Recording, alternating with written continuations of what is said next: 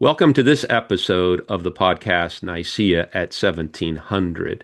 This episode's title, The Council of Nicaea, Implications for Church-State Relations, is a conversation with my colleague and friend, Dr. Timothy Patitsas.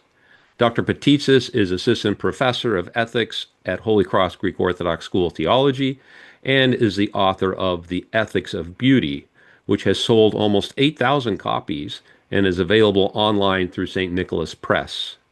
He teaches courses at Holy Cross in ethics, social ethics, and theological aesthetics, and is an adjunct instructor in Hellenic College teaching religion in America, the landscape of faith in the United States, which will be offered online in the spring of 2026. Dr. Patitsas, I'm so happy that you're here with us today, and I look forward to our conversation and a big welcome to you. Thank you, Dr. Skedros. Thank you very much for bringing me on. And I'm so glad that Holy Cross is doing this retrospective on the Council of Nicaea here in the 1700th anniversary. Great. Thank you I so guess, much. I guess we're a little late though, right? The council ended in August of 325. It did. It was the summer months, so you're absolutely right. And I'm So sure the bishops were working their way home across the empire that's about, right. about this time with letters from the emperor and from That's Hosius. And that's it. That's it. Good. All right, Dr. Petitsis, let's just start out with the big question, and we can kind of unpack this as we go along. Given that the Emperor Constantine, as Roman emperor and not even a Christian at this point, although he has had his conversion experience, but he's not baptized, given the fact that he played such a pivotal role in calling the council, as well as supporting the council financially, as well as being present, at least at the opening of the council that we know of, what does that say for church state relations, not just in the history of Christianity, but more specifically in the Orthodox Church? Yeah, that's a good question, and of course, I think there's always the concern that state involvement can push the church in directions that aren't really intrinsic to it, that directions it doesn't want to go.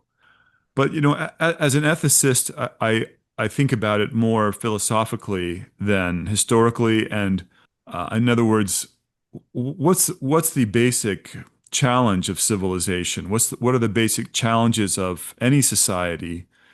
And some of these features, uh, you know, the religious life bumping up against political power or economic power or the mass of the people, those are perennial problems. And there's always going to be an interplay. It's not like the Byzantines invented this fact that the political authorities have an interest in what happens in people's religious lives. I mean, that's always been the case. And I Right.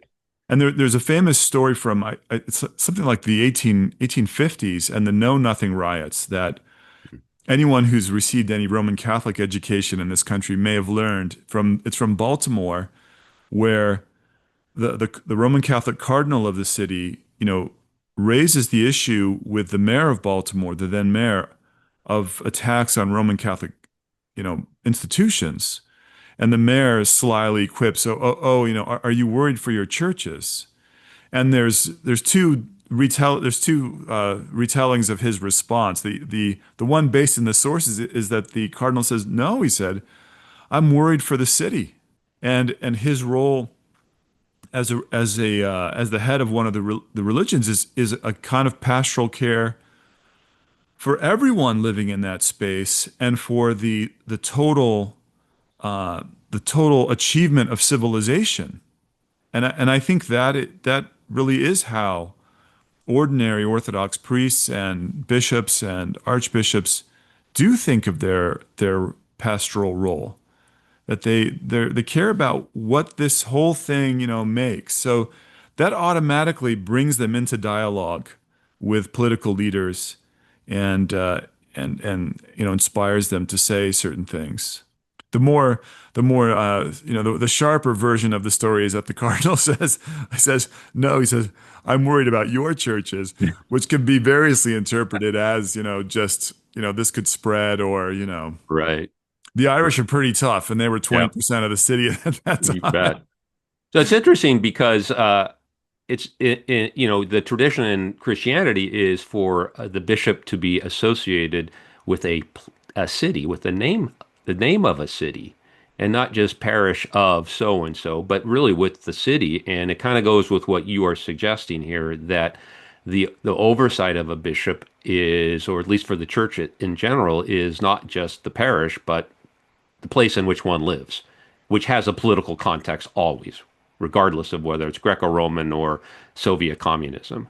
Yes, and bishops have stepped into that role. I mean, they have. You know of examples where no one could organize to get the walls of Thessaloniki rebuilt, and I don't remember which archbishop that was who had to Right. take on the task and Right. make it happen. So Right. I I think this leads to another thought that I had leading up to today's discussion, which is there is an idealized account of political order, and in that idealized account, the city or civilization is a wedding between political power and the merchant class under the aegis or under the inspiration of the priests or of the meaning givers. So those are the three tasks of any society: is provision, that can we sustain ourselves, and that's for the merchants and the business people; protection, and that's for the government, the police, the army, uh, but also purpose.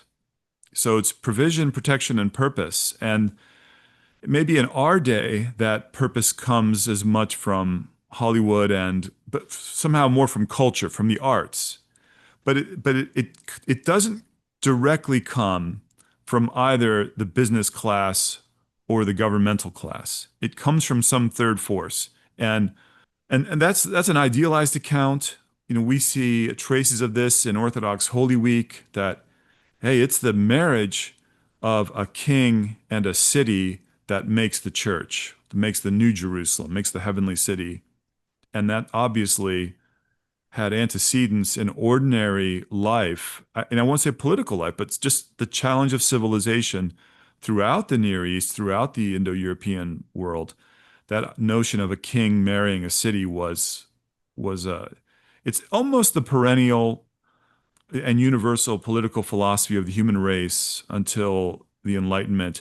And in the last 60 years has been steadily recovered. That those three tasks of provision, protection, and purpose are the irreducible tasks, and that by and large, people organize themselves in such a way that it's one group of people who does one and one another, and another group of people who do the third. That seems to be, and really the big kickoff of that since say 1975 was Alexander Solzhenitsyn's address at your alma mater at Harvard, his commencement address in 1978. And Hmm. that's basically, and no one understood what he was saying because we've Right. so lost touch with Right. what everyone knew for 4,000 years. But researcher after researcher has independently discovered the irreducibility of this threefold structure. And and in the interest of social peace, we want to know about it and try to work with it because it's not going anywhere. To what extent would you say our reading of the role of the state in church life, and as we think about Constantine's role at Nicaea, to what extent is that colored for us in the 21st century, that we are, as you said, we're post-Enlightenment people. We've been influenced by the Enlightenment, and we also have, two major political revolutions, the French and the American, which it seems to take that third piece, the church, and kind of push it off to the side. And so you and I, growing up in the 20th century, and we were taught from the get-go separation of church and state, whatever that meant and however we understood it. So how does that color our view as Orthodox, where so much of our history is, our identity is pre-Enlightenment and pre-revolutions of French and American? How does that impact our view? Well, I never want to feel like, history was all a big mistake. And if we could just go back 500 years or Mm, something, like okay. We definitely want to we want to learn as much as possible about the good that comes from a very sharp distinction between church and state. But but having said that, um, this tripartite view of society, which of course is also in Plato's Republic, but is far older than the Greeks' arrival in Greece, it's the foundation of the U.S. Constitution. And for us, this protection is in the executive branch, and this discussions about provision and budgets, and that goes to the legislative branch, and in particular the Senate, which is kind of, has really become a millionaire's club. And then the third force is brought into the government as the only part of the government that dresses like monks, which is the judiciary, because they are, the meaning makers within. So what we have done, the success of the American system is that the perennial tripartite society we took as a fractal within the politics itself. So the overall shape of merchants and kings and priests, we recreated in miniature within the kingly era, within the governmental aura space.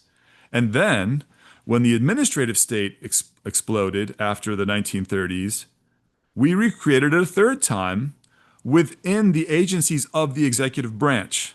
So those all strictly separate their rulemaking from their enforcement, from their adjudication. So the threefold shape, I mean, our America's like the proof that it's the thing, because that's why we're so resilient, because we address it directly and we created this fractal. So you see it on the three levels. As far as the French, it's the Anglo-American thing to make fun of French constitutions, but certainly the liberté, égalité, fraternité of the French Revolution is those three forces again. It is the fraternity that the priests offer, the liberty that the merchants want, and the equality of the state enforces. So even there, you can't get away from it. But more, if you go back, centuries before, the great wars of religion in Europe, that was what gave birth to secularism. The state has to decide what to do about religion. And if the religious people are cutting each other's throats, then the state has to step in for civilization and say, uh, we're not doing this anymore. We're not dividing the entire nation along religious lines. We're not trying to enforce religious uniformity. So that is secularism is an act of civilization given the context that the Christians couldn't figure it out on their own. So I'd like to follow up, but push back a bit historically and get back to Constantine a little bit, because this Okay. is absolutely fascinating, especially as us Orthodox living in the 21st century in the West think about these things, because we lift up the Byzantine Empire, we lift up True. Tsarist Russia as these remarkable cultures where, at least on the surface, when we look at it, we say there's this wonderful fusion between church and state, and this, yeah, and it's partly, a myth, but it's also some reality to it. But Yeah. let me ask you this question. Some Christians and historians would say that Constantine is the biggest mistake that Christianity made. In other words, this fusion of church and state. But it seems what you're saying is it was going to happen anyway. And it was actually, although maybe historically not happening yet. And we can't blame Constantine for this fusion, but he certainly is involved in ways in which no Roman emperor or the Roman state had not been involved in or been involved in prior to him. Could you comment on that observation? Because the 16th Yeah. century Reformation, in some sense, is a outcrop of that view, or at least it's a seeding of that view that you guys got it all wrong, although they didn't, because obviously church and state are wedded in both Lutheranism, Calvinism, and as you mentioned, the Hundred Years' War as well, the wars of religion. So that's not true. It's not true. But could you say a couple of words about that Yeah. observation? I mean, first, I mean, there are the more general, kind of observations about the fact that One of the people recovering this tripartite view of society is a guy named David Priestland, an Oxford historian, and he has a beautiful twist on all this. He says that when you look at history, what you see is that among those three nodes of civilization, they're always in competition, and they make alliances with each other against the third, or they make alliances with, because they're the soul of society, it's the tripartite soul, with the body, the peasants, the masses. Mm. So I think that is this notion that I've, pitched of society as a wedding. This is a very idealized thing, and Right. maybe that's true fractally, and it's true in a nonlinear, stochastic way. But what we face day to day is that either well, this was Solzhenitsyn's argument, on a much bigger scale, that the Middle Ages was way too much guardian mentality, made too much government mentality, and that since the Reformation, we had gone in this merchant direction. And there's some validity to that, but Priestland does a better job of saying, from decade to decade, from century to century, how these poles, realigned. I just want to stress that all three of them have a responsibility to step up. We're trying, in the words of Jerry Seinfeld, to have a civilization here, and they all have to step in and check each other. And you can correct me on this, but Rodney Stark in The Rise of Christianity tells us that, starting between 165 AD and 260 AD, there were two separate plagues that struck the Roman Empire that each carried off between a quarter and a third of the empire's population, but it was some demographic. And then Caldelis tells us that really what we think of as late antiquity should just be when the emperors are constantly in the field because everything is falling apart. And it ends when things have settled down enough that they can just be in Constantinople full time. So my point is, Nicaea happens against the backdrop of major challenges to civilization. Right. And and then the church, is tearing itself apart over the issue of, of Arianism. And it's not like Nicaea resolved things. It was a step. And, 10 years later, I think Athanasius is exiled for the first time in Right. Tyre or wherever it is. Right. And 2 years after that, St. Constantine is dead. Yeah. So Yeah. all this, so it was an attempt, in against the backdrop of major threat of a dark age to hold things together. And I think it's just okay. That's just what happened. There It's wasn't what some other, happened. that wasn't some other thing. Yeah, now that things are settled down, have they settled down? They don't seem very settled Right. down lately. That's a very good observation because part of that paradigm is, or that observation that Constantine ruined things for Christianity by bringing church and state together, is an assumption that what Constantine is doing with the Council of Nicaea is some clandestine attempt to control the church and, get the church on his side and perhaps, use the church for the benefit of the state. And those things can all be in some sense true, but it doesn't necessarily mean that that's precisely why he's doing this. It could very well mean that he's calling the council together because he sees it as a responsibility that he has as the leader of the empire. Yeah, I think if an archbishop of Thessaloniki can arrange everyone to rebuild the city walls, then it's certainly okay. In extremis, in other words, for a political leader to summon a democratic council, essentially, because he also tried to enforce that everyone could kind of speak their piece and have it be, and as you know, the famous story, I don't know if it really happened, of the charges that bishops had against each other were presented to him, and he ceremonially, Right, burned all the charges and said, "Look, right, you guys have to work this out." right, And I think that's pretty much all we can ask of him. Yeah, what is there some other, more radical notion of separation of church and state that they might have? But isn't it really more about freedom of conscience? I mean, were people compelled to join the church or just compelled to join the church if they wanted to enter government? I mean, that seems like a much lower right. level of. Yeah, and eventually, yeah, moving forward, but not certainly in the fourth century. No, not in the fourth century. No, they're not. Yeah, This persists, and I think, right. but there, in a sense, we always live under a condition where church and state are united, in the sense that it's it's the meaning makers, these purpose people, whether they're cultural or religious, who set the parameters and provide the justification for the legitimate exercise of authority. And if the church doesn't do it, the government will do its own thing. They'll have, they'll either turn to the Masons, as our founding fathers, some of them seem to have done, or they'll have their moments of prayer. They'll appoint a chaplain for the Senate. They want it anyway. They crave, what the state gets from religion is legitimacy, and it learns ritual, which we call due process.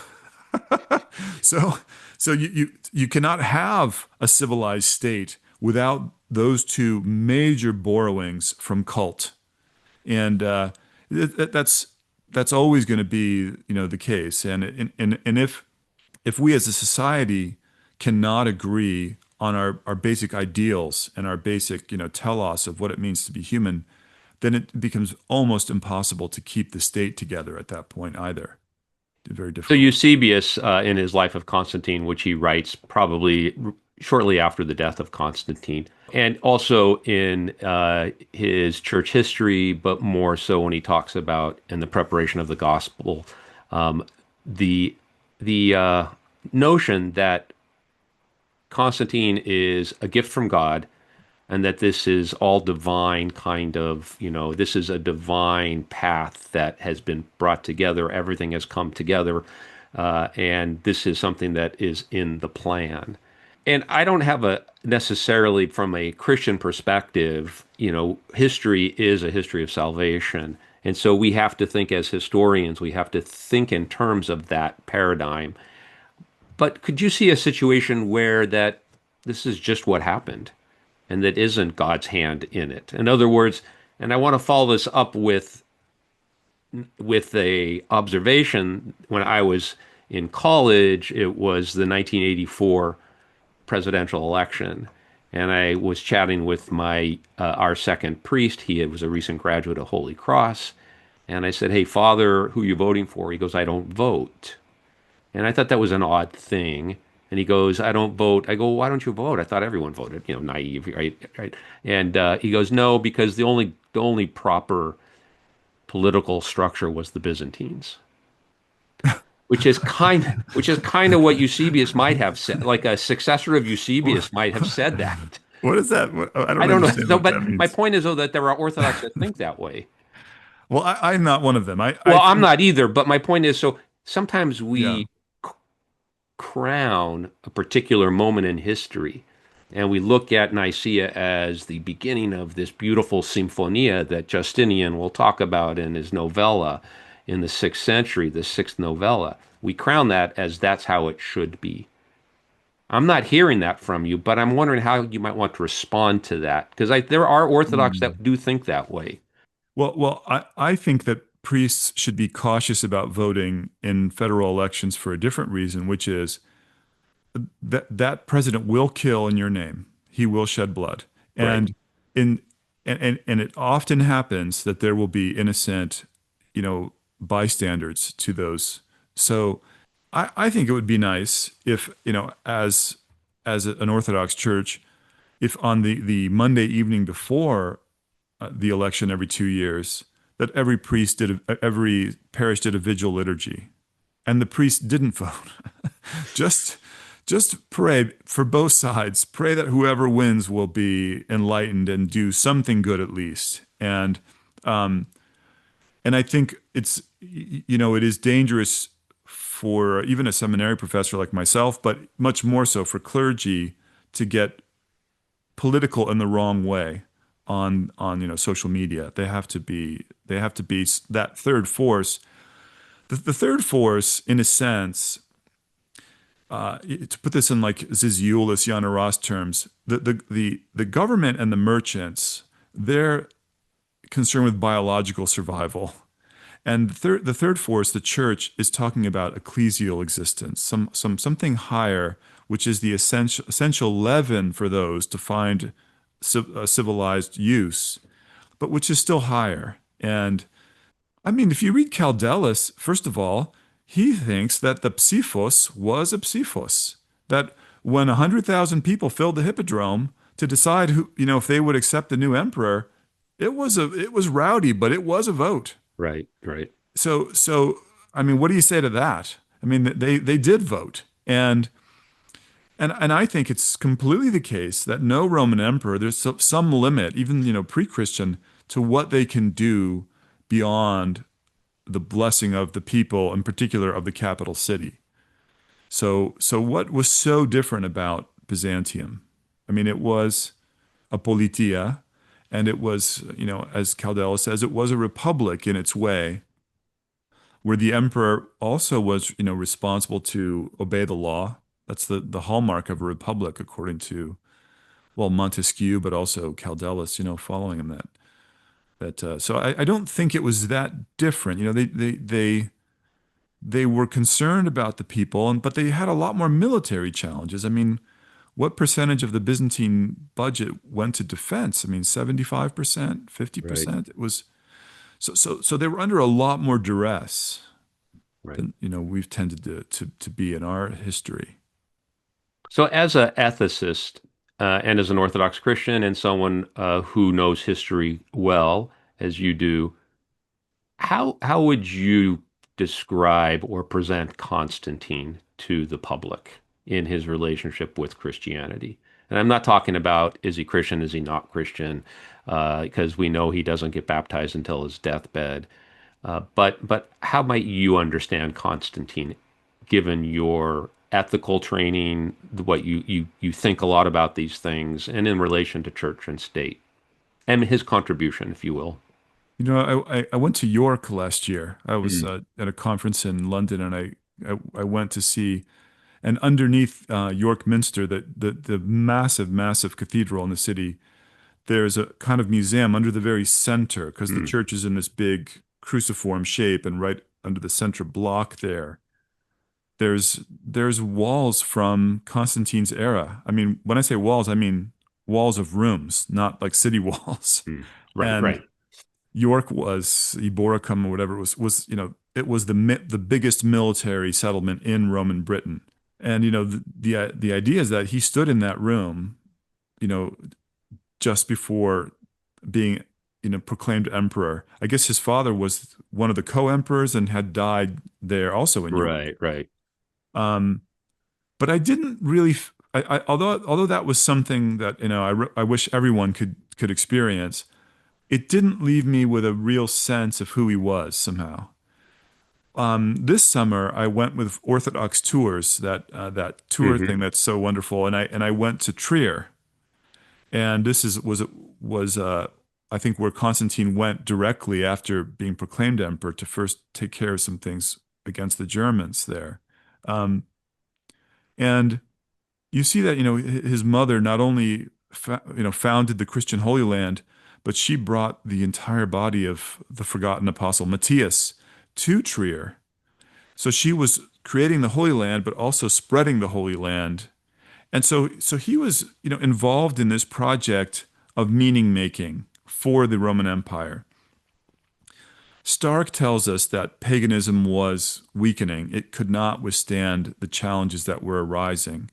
And Constantine must have seen that and realized a new third force, a new purpose, was on the horizon and needed to.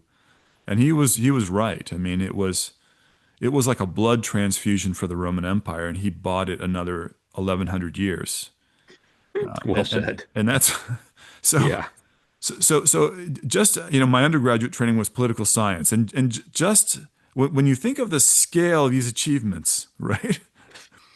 Luttwak has a big book on the grand strategy of the Byzantine Empire, and Right. Byzantinists tear them apart. I mean, there's 85 documented mistakes in that thick book that an historian, but his basic point that somehow they had a strategy that worked roughly for those, many centuries. And he says, "Hey, we haven't hit 250 yet. Right. Or will we be here in 1,000 years?" And so, I give him that honor. But the church has declared him a saint. I certainly wouldn't mind praying to him. I think, I feel like every life has to be good at any life takes so much self-denial, right?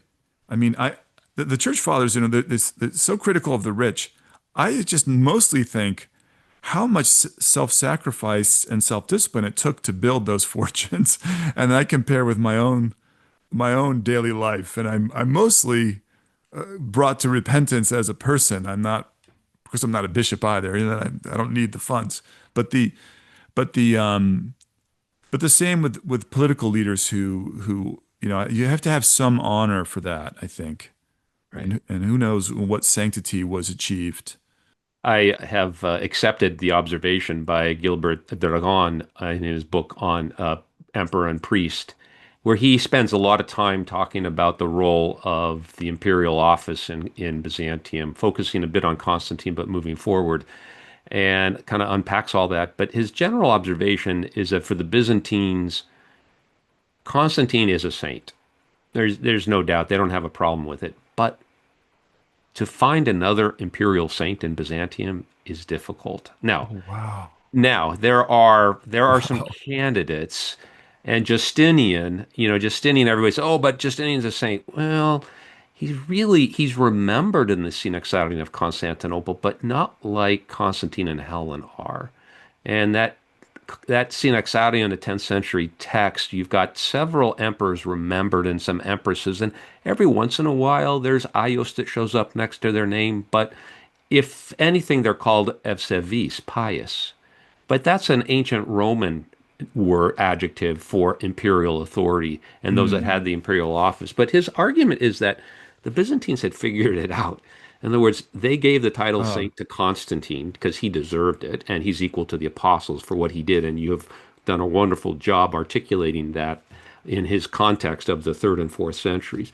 But moving forward, they were cautious about political authority, and that might be Hmm. one of this humility piece that you're suggesting as well. They didn't put all their eggs in the one basket of the imperial office, which, on the one hand, it's absolutely untrue because that was the most powerful office. But on the other hand, I think they figured it out. We're not going to make everyone a saint. Whereas you look at Serbia and medieval Serbia from the 13th and 14th centuries, every Serbian emperor is a saint. Hmm. And I'm not challenging that, but Yes. I think they understood it differently than how the Byzantines understood it. And so I think back to Caldelus's observations about the Roman world is, yeah, or the Byzantine world, it's Christian, but let's not make it, 1,000% Christian and everything else is pushed to the side. Not that it isn't Christian. I don't think he puts enough emphasis on the Christian identity of the Byzantine Empire.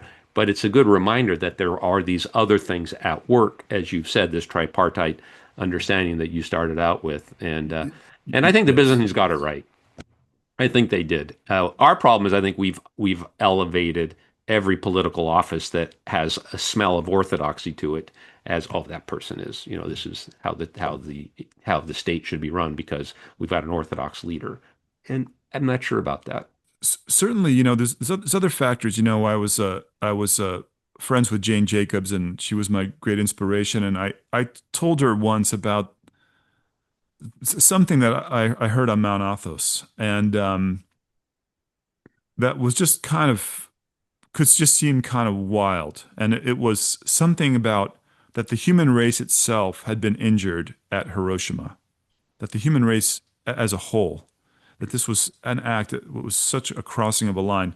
And I know many Americans, argue that it wasn't, but certainly Eisenhower thought it was, incidentally. And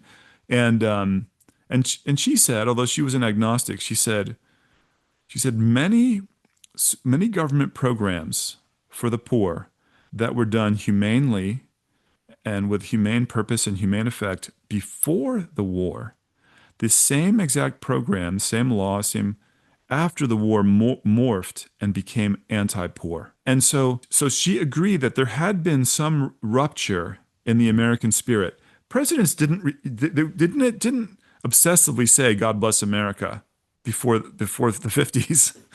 Right. Why do we keep saying it? Right. Right. And I think so to put that on the other side, when you have so many monastics, so many clergy, so many baptized and chrismated Orthodox Christians really living their life, yes, I do think that priest is correct. That was some kind of a thing. That is some kind of a society. But the answer, where so many factors of life would have been more humane, more rich, more mild than we can even imagine. But the answer is not to get an emperor back.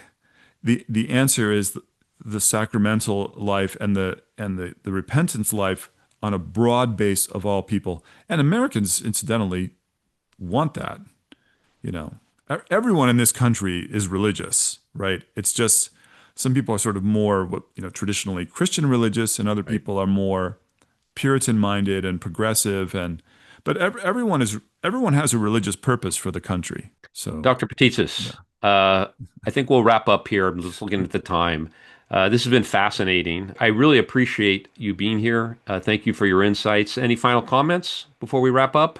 Yeah, just civilization is a miracle and a gift, and it's something that we work as hard as we can to contribute to and hold up. I mean, it doesn't just come, and we have to be so thankful to the 318 bishops of Nicaea, all they went through before and all they went through after, and for what they did there to give us a faith that we could it could be a guiding star for a truly advanced and pure civilization that we're hoping to have here too. Thank you so much. We'll end with that, and thanks for joining us. A special thank you to the St. Romanos the Melodist Choir of Helena College and Holy Cross Greek Orthodox School of Theology for their rendition of the Apolitikion of the Elevation of the Holy Cross. The artistic director of the choir is Reverend Dr. Romanos Karanis.